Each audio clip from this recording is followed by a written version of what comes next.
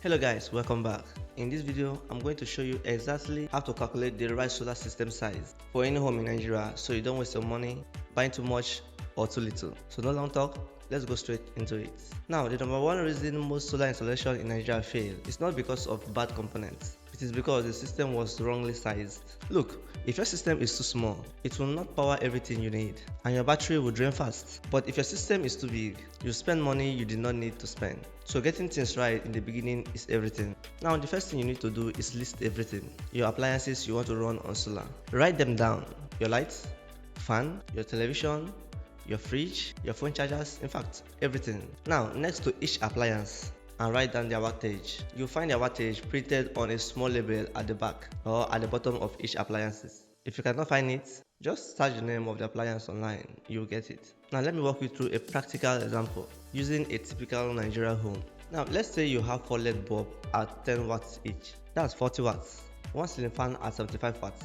1 television at 100 watts. 1 refrigerator at 150 watts. And phone charger at about 20 watts. When you add all of them together, the total is 385 watts. And that is your total load. Now, the next step is to calculate how many hours per day you use each appliance. Your light might run for 6 hours, your fan 8 hours, then your TV 4 hours. Your fridge runs almost 24 hours, but it cycles on and off.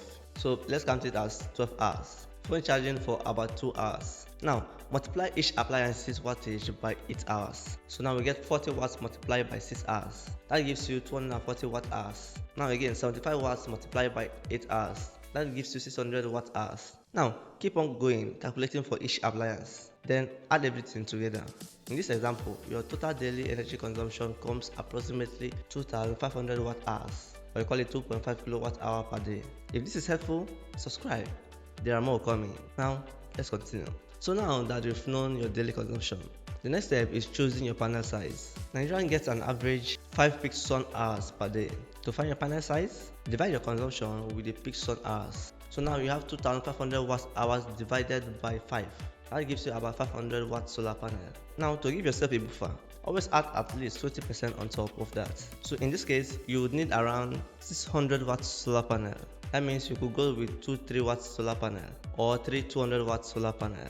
Now let's calculate your battery size. Your battery needs to store enough energy to power your home when the sun is no longer available. Now take your daily consumption of 2500 watt hours and divide it by your battery voltage. The Nigerian home system runs on 24 volts. So 2500 divided by 24 gives you approximately 104 amp hours.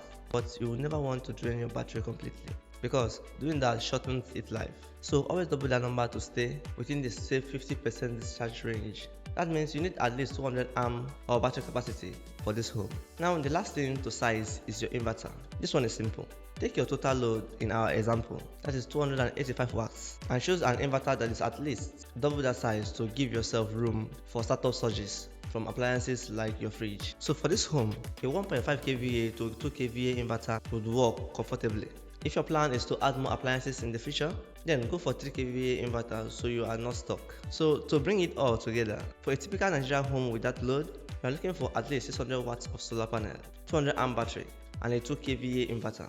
That is your starting point. In the next episode, I'm going to take everything we've learned in episode 1, 2, and 3 and show you the actual step-by-step process of installing the full system, from mounting your solar panels to switching on for the first time. I know you do not want to miss that one. And if you find this video helpful, subscribe now, and I will see you in episode 4.